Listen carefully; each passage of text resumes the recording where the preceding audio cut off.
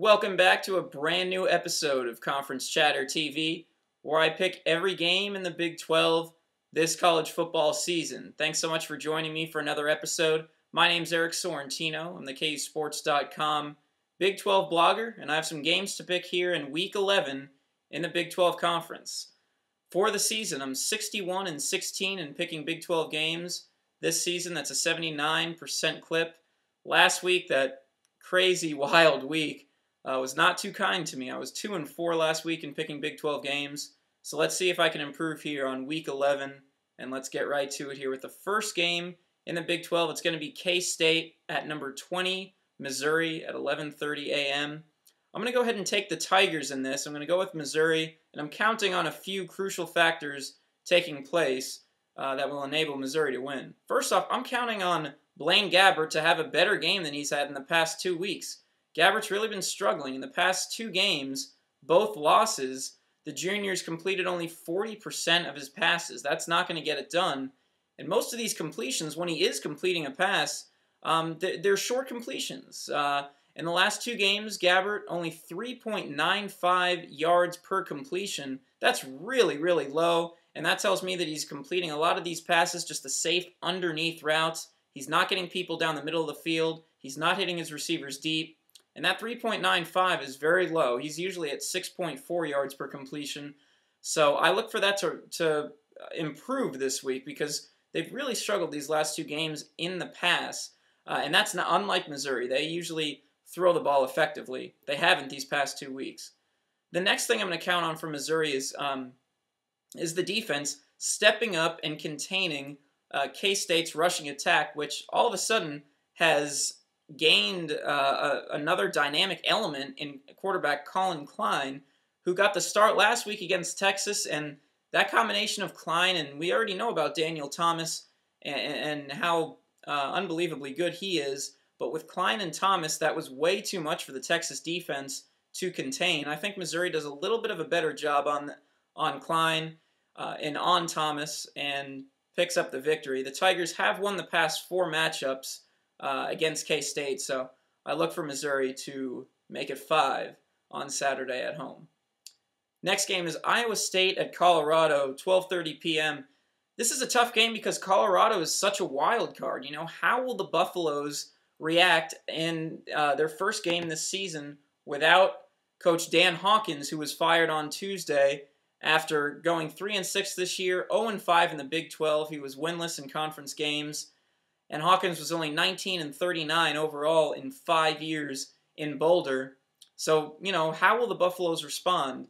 You know, it's difficult because this game is in Boulder. Despite that, I'm going to take Iowa State in this game because the Cyclones, I look at it, you know, if they don't win this game at 5-5, they would have to rely on the final week of the season at home against Missouri, but, you know, not close to a gimme game, you know, just to secure a bowl berth. And I think Iowa State is a bowl team this season. They've shown that, you know, they beat Texas. They almost beat Nebraska for 1 point in overtime. They almost beat Nebraska. I think Iowa State is a bowl team. I think they win this game and get to 6 wins and secure that bowl berth.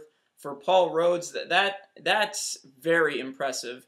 Rhodes, in his first season last year, took the Cyclones to a bowl game. And if he wins this game, that'll be 2 years in a row in which, I mean, I know I picked Iowa State last in the Big 12 this season. I'll be the first to admit it. I know a lot of other publications did as well, and the Cyclones have had a very nice season, exceeding expectations for the 2nd year in a row. I'm going to take Iowa State there.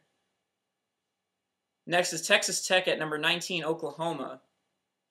The Sooners have struggled lately. There's no doubt about that. They've lost 2 of the last 3 contests they've played in this season, but this one is in Norman, and I'm not picking against OU in Norman. They have a 35-game home winning streak at home. That's the longest in the country. And Tech looked very impressive last week. I don't mean to undermine that. They looked really good, probably as good as they have all year last week against Missouri. But until Oklahoma loses at home, until they break that streak of 35 straight, I'm not picking against them.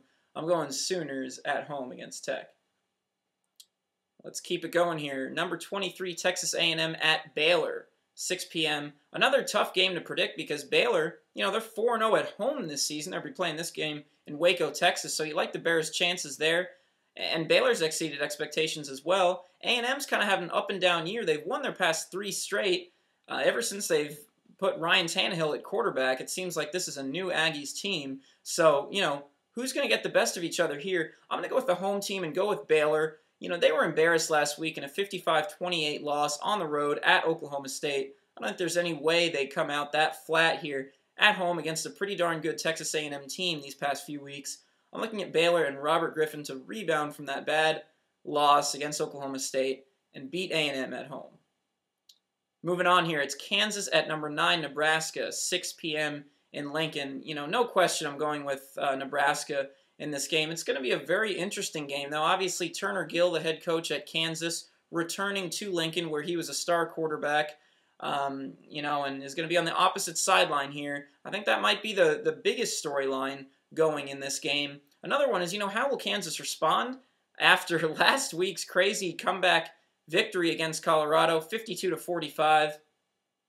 They were down 28 in the fourth quarter and scored 35 unanswered points to beat Colorado. But that's Colorado, and this is number 9 Nebraska. Two totally different teams here. I don't think there's any way KU wins this game in Lincoln. Not even going close to that. I think the line is 34.5 points, and I could see Nebraska covering that spread at home there.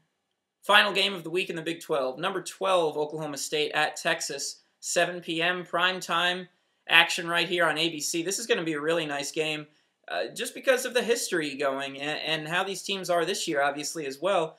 That history I mentioned, UT's won 13 of 14 meetings in the Big 12 era against Oklahoma State. And if there's ever a year for Oklahoma State to break, that really bad 13 of 14, if there's ever a chance or a time for Oklahoma State to beat Texas, it's this year. I'm going with them. I'm going with Oklahoma State on the road in Austin. The Horns not that impressive this year, well, in general, but specifically in Austin, where they have an uncharacteristic 1-3 record in home games this year. So they've been far from an elite team in protecting their home field, and Oklahoma State has just done whatever it wants to the majority of its opponents this season on offense. Brandon Whedon, Justin Blackman, Kendall Hunter, a lot of those guys are going to look to have huge games against Texas because this is the most vulnerable that the Horns have been in a long, long time. And I think, Oklahoma State's offense is just too much, I think, in this game. I look for the Cowboys' offense to carry them to a victory against Texas, which they haven't had many, only one in the Big 12 era. And Oklahoma State's never won the Big 12 South either. So this is another critical game for the Cowboys if they want to secure that Big 12 South title and go to the Big 12 championship game, something, again, that they've never done. So I hope that's better than 2-4 this week, guys. I'll be back this weekend to reflect on that. For now, my name's Eric Sorrentino, and I am out. Enjoy the games this weekend, and we'll talk to you later on. Thanks a lot.